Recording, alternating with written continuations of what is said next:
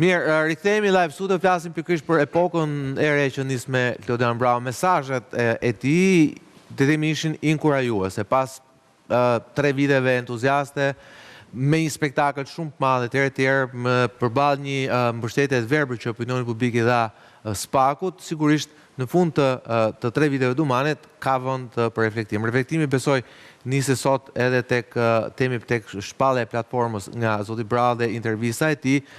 Ervin, ajo që më bëri mua përshtypje është ndryshimi i mënyrës se si zoti Brau e shikon. Pra zoti Brau ndoshta duke qenë magjistër, pra e kthen sot gjithçka duhet bazohet mbi prova, gjithçka duhet të jetë korrekte, duhet të ruajmë dhe të respektojmë dhe lirinë e tjetrit, sepse 3 vite e dumanet, dhe ishin kthyer si 3 vitet e para entuziaste kur u vendos vari. Kur u vendos vari, vari tani do zgjidhet diçka, do gjej çdo fallë etj. Mirë, po momenti është në fund fare është gjykatësi që e ka në dorë, arbitri. Por në momentin që arbitri shkon tek ekrani i varit dhe ja bënte kështu në 99% rasteve jepte drejt varit. Ndërkohë që normalisht gjykatësi, pra në këtë rast vari ishte Spaku, në këtë rast gjykatësi që duhet mbronte të dyja palët, shkon e kontrollon, po jo automatikisht jep drejt varit. Po se mund të jetë ndryshe. Se mund të jetë ndryshe. Puna është kur ngelet gabimi në fuqi dhe me var. Këto pra, kur ngelet, këtu është problemi, pasi kur ti jep drejt varit, ndërkohë që vari duket qartë që ka dhënë një fallë i cili nuk është. Mendoj që kjo është diçka pozitive. Një prokuror, jo vetëm i Spakut, por në gjithë territorin e Republikës Shqipërisë, duhet të çojë një çështje në gjyq kur ka prova te çdo dyshimi të arsyeshëm. Pra ka prova, është më mirë një çështje të pushohet kur s'ka prova, se sa të çohet e sforcuar. Ato që bëri Brukseli sot. Është çështje të sforcuar. Si tha, s'kam prova tha që ky krim ka ndodhur në Belgjik, por çfarë hetojnë është jashtëmeja, tha vazhdo gjeje ku është krimi. Kjo është, neve këtë synojmë. Pra është një shprehje, thotë, jemi prokuror, thotë, duhet mendojmë si gjyqtar. Pra një prokuror që mendon si gjyqtar është prokuror profesionist. Pra nëse arrin të bëj analizën e provave, nuk është turp për një prokuror kur gabon, sepse mund ndodhe provat fillimisht krijohet bindja, por kur shef që ke gabuar të tërhiqesh është diçka pozitive. Edhe Klodi që ka vepruar, që bëri këtë deklaratë në rastin konkret, mendoj që është deklaratë e saktë. Sepse është më mirë të ndërhyet në kohë për të ndërprerë gjendjen e palishme, se sa të vazhdojmë të ecim me gjendje të palishme me shpresë që do fitojmë neshin, thojza. Pra neve, kur e shohim diçka që shkon, prokuroria duhet të tërhiqet, nuk e provon akuzën, nuk është në diçka. Fati që në kod procedure penale, neni 388 është neni pafajësisë, kur prokurori shef që ka, sepse është pafajësia, se ka pafajësi, është mirë të tërhiqet në kohë, kur i panderi nuk ka faj të tërhiqet. Po jo neve të fillojme të ecim, të tjerim, se si... Ta kthejmë çështje sedre. Ta kthejmë çështje sedre ose personale. Çështjet nuk ka personale. Madje po lexoja në media sot, prokurori Brau ka dhënë dorëheqjen nga 2 dosje, nga një çështje. Kjo është gjë pozitive, ne me çështjet s'kemi gjë personale. Kur një prokuror bëhet një kërkesë për përjashtim, Spaku ka prokuror tjerë. Edhe gjyqtar, sot kemi parë shpesh raste që prokurorët nuk zëvendësohen. Po të zëvendësohen ka prokuror tjerë, çështja nuk është personale. I panderin, nëse i krijohet bindja dhe është drejtësia, jo vetëm duhet të jepet, po dhe duhet duket. Ke raste që mund zëvendësohet prokurori. Nuk ke për shembull dhe rastin e zonjës Gjoka, e Irena Gjokës. Mirë është të zëvendësohet se ka gjyqtar tjerë. Të mos lihen njerëzit përplasin kokë në kokë. Po e ka kërkuar. Kjo është gjë pozitive. Pra edhe ky deklarim dhe dhënia dorëheqje, kur është për dorëheqje, pavarësisht nuk e paragjykoi prokurori, është kriju bindja që jam i anshëm, ka prokuror tjetër. Dhe kjo është diçka pozitive. Lidhe me masat e sigurimit. Jo vetëm Spak, por dhe në të gjithë sistemin e drejtësisë. Konstatohen, kemi thënë dhe stërthënë dhe duhet ta themi sepse njerëzit sot janë në burg, arrest në burg pa afat. Numri i personave të paraburgosur është më i madh se numri i personave të burgosur. Si rregull, një person kalon në të burgosur ose të dënuar me vendim formës prerë. Kjo do të themi që është shumë represive masat e sigurimit. Mund të procedohet edhe në masa tjera, jo vetëm arrest në burg. Qoftë Spakun, qoftë dhe prokuroritë e përgjithshme dhe gjykatat e përgjithshme, sepse masat e sigurimit caktohen nga gjykata dhe kërkohet nga prokurori. Duhet ndryshoj politika penale për arrestin në burg dhe për burgimin. Burgimi duhet të jetë përjashtim. Pra, jepen alternativa të tjera personit që ka kryer, sepse qëllimi i dënimit është rehabilitimi dhe jo ndëshkimi i personit. Pra, ne jemi shumë larg. Pra duhet ngrit çanga, duhet rënë çangës fort që të gjithë magjistratët të heqin dorë nga ekstremiteti, sepse janë 9 masa sigurimi. Pse zgjidhet vetëm arrestin Burg? Sepse ajo tregon shkallën e korrupsionit në sistemin e drejtësisë. Në rast se do të masësh, domethënë të kesh një indikator si matet korrupsioni në sistemin gjyqësor dhe në prokurori, kjo matet vetëm me masat e arrestit. Po dhe arrest me Burg pa afat, aty brenda është korrupsioni. Ti e jep atë vetëm se do ta blesh. Do që o ti si prokuror, domethënë ta ketë frikën tënde, edhe ta bëj matrapazllëkun te ty dhe ti pastaj ja çon gjykatës arrest në shtëpi apo detyrim paraqitje, dhe po ja çove ti detyrim paraqitje, gjykata nuk e ngre dot më lart atë punë dhe mori funda e punimore ti, atë, domethënë çfarë të bleu ty ai, ose në të kundërtën ti ja jep si prokurori masën e arrestit me Burg pa afat, ati e shtrëngon fort veten gjykat, ja miraton dhe gjykata dhe pastaj nesër ti ke drejtën edhe të bësh propozim tjetër gjykatës që t'ja heqësh masën e sigurimit atia, ta lësh edhe pa masë sigurimi fare.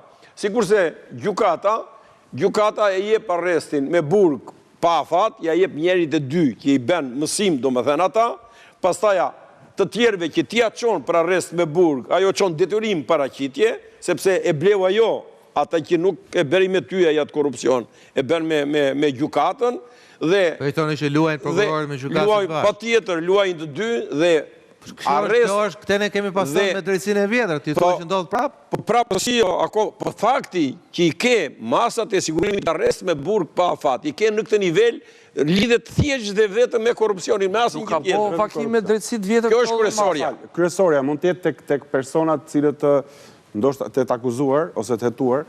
Është edhe një lloj presioni që bëjnë mediat, është edhe një lloj presioni që bëjnë institucionet ndryshme, që policia i ndalon, ju i lironi, ose prokuroria e jep arrestin, gjykata i liron. Edhe kjo është një lloj frike që kanë ata.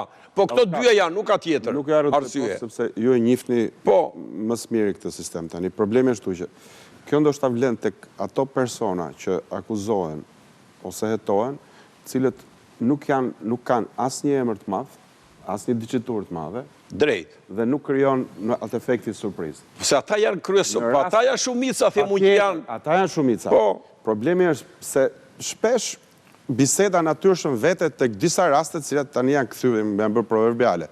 Në këto raste, unë mendoj që paraburgimi shpesh përdoret me atë inskenimin e riskut për të prishur provat e dëshmitarët e tjerë. Ato janë pjesë me hiq. Po, aty në këto raste, këto dosje shërbejnë si statistik dhe si, po themi, ajo fara e stuhis mediatike që krijohet rreth. Po, pikërisht. Do të thënë, mbahet gjallë ai që ne kemi quajtur gjyq popullor, vlojnë studiot e debatit nga lloje informacionet që më pas edhe infiltrohen dhe që është një nga problemet që doli edhe sot në diskutimin dhe të kandidatëve, dhe krijohet një situatë ku gjyqjet për këta persona, cilët janë në fazat fillestare proceduralisht të hetimit, i bëjnë mediat, i bëjnë dhe publiku. Tashmë kanë mbaruar. Po, i bëjnë mediat dhe publiku. Kjo është e keqja. Po, edhe kjo.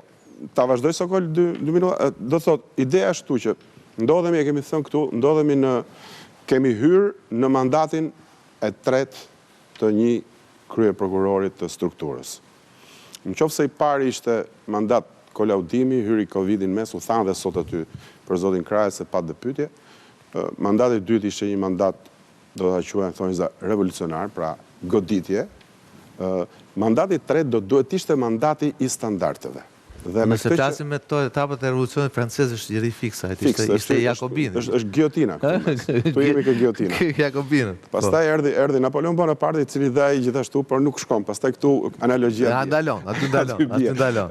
Këtu ndodhemi, mendoj në mandatin e tretë ku do duhet ishte mandati i standardeve, sepse sot ne vërejmë që ka veç asaj dëshire popullore të natyrshme që të shoh sa më shumë goditje ndaj politikës dhe krimit organizuar si dy probleme endemike shumë të vjetra në këtë vend që nuk u dënuan kurrë, shohim që lind dhe një debat i ri që sot, për kënaqësinë besoj tonën edhe si qytetar të këtij vendi, gjeti hapësirë kur duke filluar në mënyrë kronologjike nga Xholi në fillim, sepse ai ishte i pari që u pyet, Dhe i pari që në fakt Dhe i pari që e tha, e preku si unë problematik. nuk fus njerëz në burg pa pasur prova. Dhe e tha kaq qartë sa që nuk mu duk tjetër veç se një kritik e pa kamufluar ndaj asaj që po ndodh dhe ndaj kësaj që ne diskutojmë. Pra, mendoj se mandati i Brahos do duhet ishte mandati standardave në mënyrë që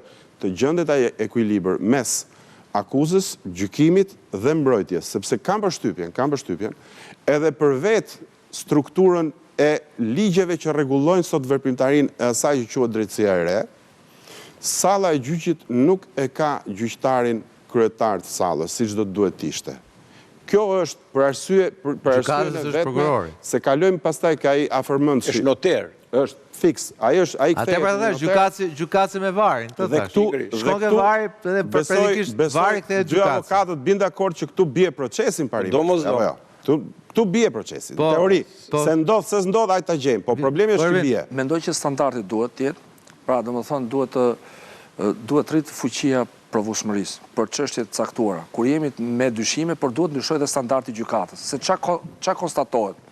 Është rritur numri i çështjeve, është numri i vogël i prokurorëve dhe ndërkohë fajësi po vazhdo të merret prapë. Domethënë sepse kur ke shumë çështje i bie të jetë puna më e dobët. Pra, edhe gjykatat kanë ulur standardin. Duhet rrit standardi i provueshmërisë. Gjykatat shqiptare duhet bëhen, kur është për pafajësi, t'japin pafajësi. Po, sa është pafajësi? Sa pafajësi japin do Shqiprinë? Është një shifër shumë e ullët. Po se ekziston më fare pafajësia. Pafajësia është... Ta shfuqizojmë në 388, do më thonë t'jemi... Vetëm të gjykohet se sa fajtor janë. Dhe një peshore aty, ke 2% faj dhe merë një dënim për 2%. Temi, a mund të të shikojmë tek ajo që ka deklaroj zoti Bravo sot para zgjedhjes, që spaku, jo se kështë dalja shinave, por do rikthehet në shinat e normalitetit, dhe të stabilitetit. Pra për që mos tet as gogol i të pandeurve, të hetuarve, as gogol i gjykatësve, po të rikthehet pozicionet vetë ku ja përcakton ligji. 4 artikulimet e qarta të Brahos, në fundit janë një material që ne sa herë të dalim, do të vendosim spakun për para këtyre 4. Pra edhe si kur ai të mos tentoj të shkoj drejt objektiva që tashmë me drejt thot Mingjozi janë elektorale, pra ai po futet një proces edhe është më i miri në botë, pastaj kur të marrë pushtetin do ndryshoj, po këto të 4-ta janë material në këtë tavolinë që ne gjithmonë do t'i kemi shinjesë. Deri dje si kemi patur. Deri dje nuk e kemi patur, për i të vërtetës. Tani do të kap 2 probleme që me interesojnë brenda tavolinës që u trajtuan. Është problemi i parë i masave të rënda të sigurisë dhe ajo situatë sot në burgjet shqiptare ku numri i të paraburgosurve është më i madh në botën perëndimore. Është rasti ideal sepse kam dëgjuar Dje Berishën, i cili ngritet çështjen e cënimit drejtave të njeriut dhe arsyen kryesore që ai ngrinte ishte pikërisht ky fakt. Natyrisht Partia Socialiste ka problem sepse është partia në pushtet dhe ka problem se dhe buxhet e ngarkuara përsëri janë sforca për qeverisjen. Atëherë të filloj iniciativa urgjente në parlament që të vendosen kritere shumë të qarta që të mos kemi as korrupsion, e kam thënë jo një herë po me 10 herë, gjobët e larta ekstreme pjellin vetëm korrupsion. Sa të ndalon polici me një herë të thotë heqe patente 3 muaj dhe fillon pazarin. Kjo gjë po ndodh edhe me gjyqtarët, marrin ekstremin, burg thot, dhe pastaj fillon pazari. Dhe natyrisht në këtë lojë janë OPG, është prokuror, gjyqtar, këta janë, se s'ka tjetër. Dhe të pandeur pastaj është avokati me të pandeurin, se të avokati është i pandeur. Ky është raporti që është e tmerrshme në sistemin tonë drejtësisë. Kështu që është urgjente të fillojnë të dalin kritere shumë më të qarta mbi masat e sigurisë. E dyta, që për mua është shumë serioze, e kapi diçka avokati, por sinqerisht unë sot po mendohem, edhe tani po mendohem, ju e dhata të Bjondën atje që bërja të pyetje në kafes, dhe pash disnivel në madh midis atij që merrej në provim, me ata që e merrin në provim.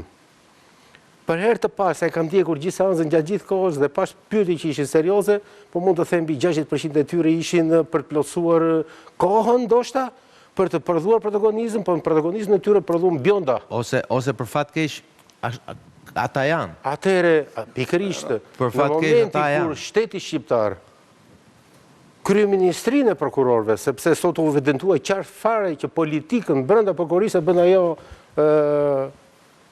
tavolin atje.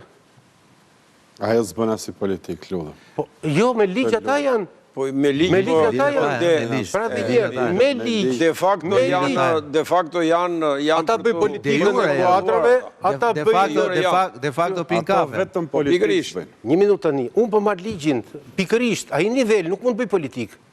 Sepse ai nuk ka integritetin vetë dhe ajo që mua më shqetësoi sot, ishte niveli i atij institucioni, i përfaqësimit të atij institucioni.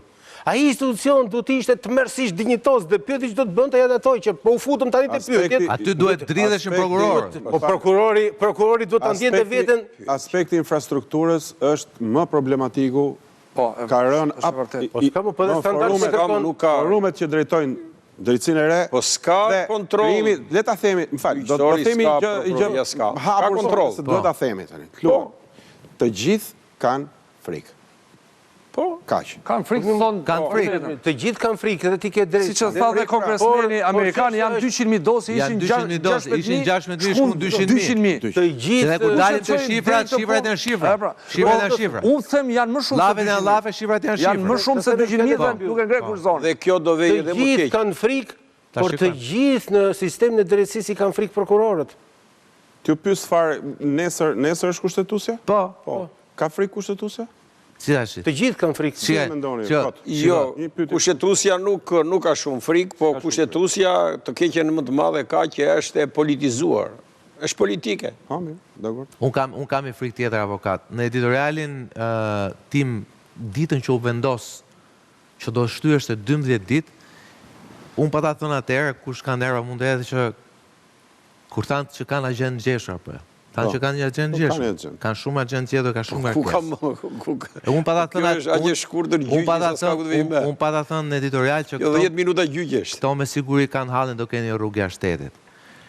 Një nga ata antarët e gjykatës shkruajti mesazh apo ti ku e dije. Tash unë pse? Dhe më çoi këtë foto. Shive ku ka qenë gjykata kushtetuese që kishte shumë punë dhe kishte agjendën ngjeshur. Ka qenë udhtim jashtë shtetit.